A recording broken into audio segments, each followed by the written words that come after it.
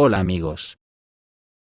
Ya no hace falta repetir que estamos metidos de lleno en la Tercera Guerra Mundial. Intentar negarlo no sirve ni como autoengaño, cómo terminará, o cuándo, es la mayor incógnita para toda la humanidad ahora mismo. Yo por mi parte creo que solo terminará con la victoria de uno de los contendientes sobre el otro. Otra cosa será cómo quedará el campo de batalla, si crecerá la hierba de nuevo, o no. Lo que sí sabemos que en los dos frentes que tiene esta guerra, el económico y el político-militar, cada día que pasa se dan pasos cada vez más irreconciliables. Recientemente Vladimir Putin firmó 2 decretos presidenciales, que permiten a los inversionistas rusos recomprar acciones de empresas energéticas nacionales de importancia estratégica, que antes eran propiedad de empresas de países hostiles a Rusia, o sea todo Occidentallandia. Esta decisión del líder ruso definitivamente exacerbará la ya tensa situación con la crisis energética en la Unión Europea, donde los políticos ya no pueden reprimir su odio creciente.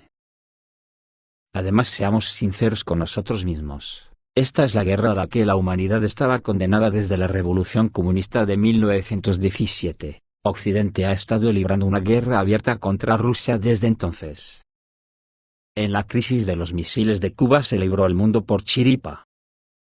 Y cuando cayó la Unión Soviética, Occidente siguió librando su guerra sin descanso hasta conseguir dominar el mundo definitivamente por los siglos de los siglos. Pero el resurgir del poderío de Rusia, de la mano de Vladimir Putin, truncó sus planes, y aún así no cejó en su empeño, añadiendo a su objetivo otro país más a su lista de países a destruir. Es el caso de China. Pero es que Occidente no descansa en su fijación de ser el dueño del mundo, es infatigable, no ha parado de cambiar gobiernos molestos, bien manu militari, bien poniendo guaidos de plenipotenciarios del imperio. Y ahora se encuentra que el propio imperio hace aguas por todas partes, ya solo les quedan sus burguesías y la vieja Europa para gobernar con mano dura como lo están haciendo actualmente, pero cada vez le cuesta más mantener a países satélites bajo su yugo. Como por ejemplo ha ocurrido ayer con Argentina, que Alberto Fernández solicitó a Xi Jinping la adhesión formal de su país al bloque BRICS, conformado por Brasil, Rusia, la India, China y Sudáfrica. La adhesión formal de Argentina al BRICS supone un varapalo político de envergadura para el imperio. Así lo confirmó el embajador argentino en China, Sabino Baca-Narvaja, quien destacó que es una excelente alternativa de cooperación frente a un orden mundial que ha demostrado estar creado por, y para el beneficio de unos pocos. En referencia a las élites del imperio, durante un discurso en la ciudad china de Xiamen, Baca-Narvaja destacó que el bloque BRICS representa una excelente alternativa de cooperación frente a un orden mundial que ha demostrado estar creado, por, y para el beneficio de unos pocos, según declaraciones citadas por la agencia de información TELAM. Asimismo, afirmó que es una oportunidad histórica la apertura del bloque para desarrollar una verdadera estrategia conjunta que haga frente a este complejo escenario global. Que además el Ministerio de Asuntos Exteriores de la India ha manifestado su apoyo al ingreso de Argentina al BRICS, en el marco de la reciente visita del canciller Subramanian Jaishankar al país suramericano.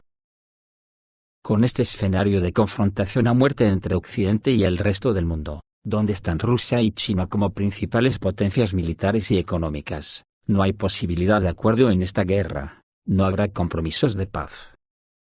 Básicamente porque Occidente no quiere ceder la vara de mando a un mundo multipolar, y no separar las esferas de influencia fuera de su dominio. Ante esto, en esta guerra solo puede haber ganadores y perdedores, no va a haber términos medios. O Rusia, China y sus aliados le darán la vuelta al Occidente colectivo en su forma actual, y devolverán a los perdidos al verdadero camino, o el Occidente colectivo romperá el cuello de Rusia y China y sus aliados. En este caso, Rusia y China serán desmembradas al nivel de las estructuras internacionales controladas por Estados Unidos, como fue desmembrada la Unión Soviética. Al mismo tiempo, intentarán arrancar a China, en primer lugar, el Tíbet, y Xinjiang.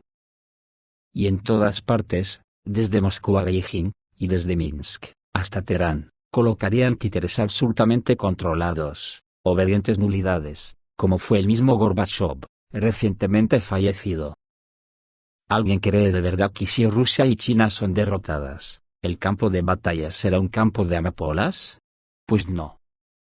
Si esto llega a ocurrir, y no precisamente a la derrota de Rusia y China, sino por el hecho de que se dé la batalla, lo del caballo de Atila, sería un hermoso prado comparado con lo que aquí dejarán a los que queden.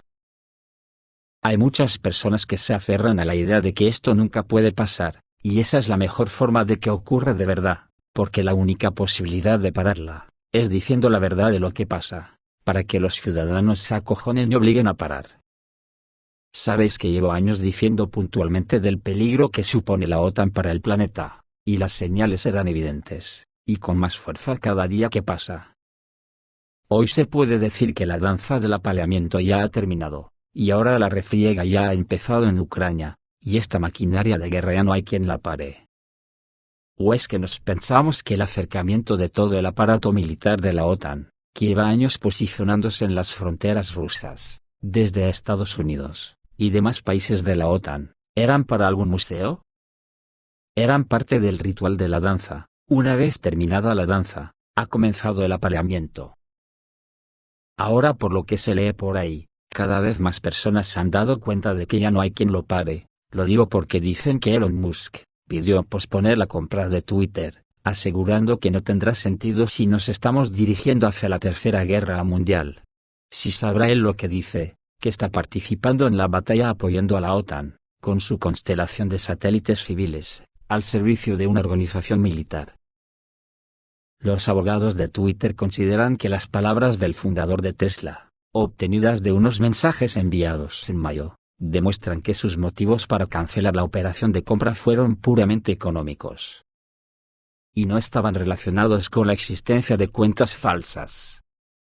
Elon Musk habría pedido el pasado mayo esperar un poco antes de comprar Twitter porque la operación, valorada en $44 millones, no tendrá sentido si nos estamos dirigiendo a la Tercera Guerra Mundial.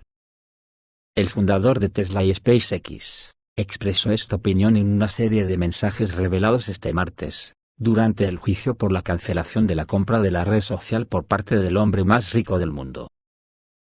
El Financial Times informa que los abogados de Twitter mostraron durante una audiencia en una corte de Delaware unos mensajes que el empresario envió el 8 de mayo a Michael Grimes, banquero de Morgan Stanley. Vamos a esperar solo unos días. El discurso de mañana de Vladimir Putin es extremadamente importante, escribió Musk, en una aparente referencia a la intervención del mandatario con motivo del día de la victoria sobre la Alemania nazi. Previo a este discurso, se reportó que Putin podría declarar una movilización para reforzar las filas del ejército, o declarar una guerra a Ucrania. Los representantes de Twitter usaron los correos para demostrar en la corte que Musk canceló la compra de la red social debido a sus preocupaciones sobre el aspecto financiero del acuerdo, y no por el gran número de cuentas falsas que actúan en la plataforma, tal y como alegaba el magnate.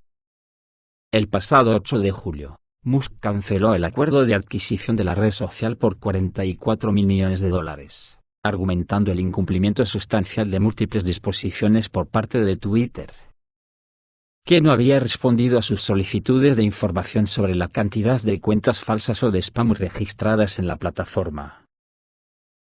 En respuesta, la red social impuso una demanda para obligar al magnate a cumplir su oferta de adquisición de la empresa. El 29 de julio, Musk presentó una contrademanda.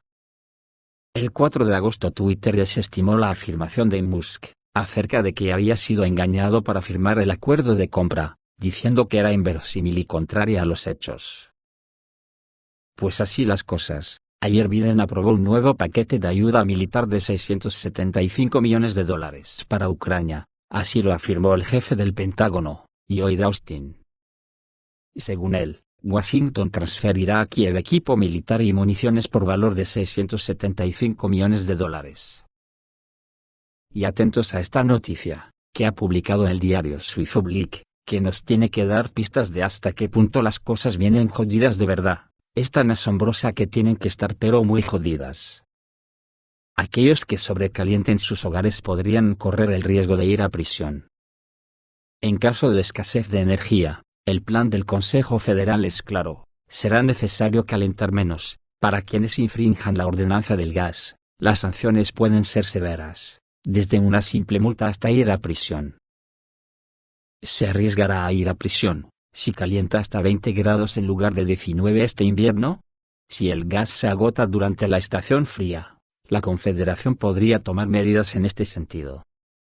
En los edificios con calefacción de gas, la temperatura interior no debería superar los 19 grados, el agua caliente solo podría calentarse hasta los 60 grados. Y estarían prohibidos los radiadores, o las tiendas de campaña de aire caliente, las saunas y las piscinas deben permanecer apagadas. Aquellos que violen las directivas del gobierno se arriesgan a una multa o incluso a prisión. La violación deliberada de las pautas podría resultar en una sentencia de hasta 3 años de prisión. Incluso en caso de violación negligente de las medidas, es posible una sanción monetaria de hasta 180 días de multa. Así lo establece la Ley Federal de Abastecimiento Económico del país, a la que la Secretaría de Economía se refiere explícitamente en un documento oficial. Las infracciones a la ley sobre el abastecimiento del país son siempre faltas, incluso puntualmente delitos, y deben ser perseguidas de oficio por los cantones, explicó el portavoz de la ADEF, Marcus Sporndi. Por lo tanto, la ley no ofrece ninguna base para las multas.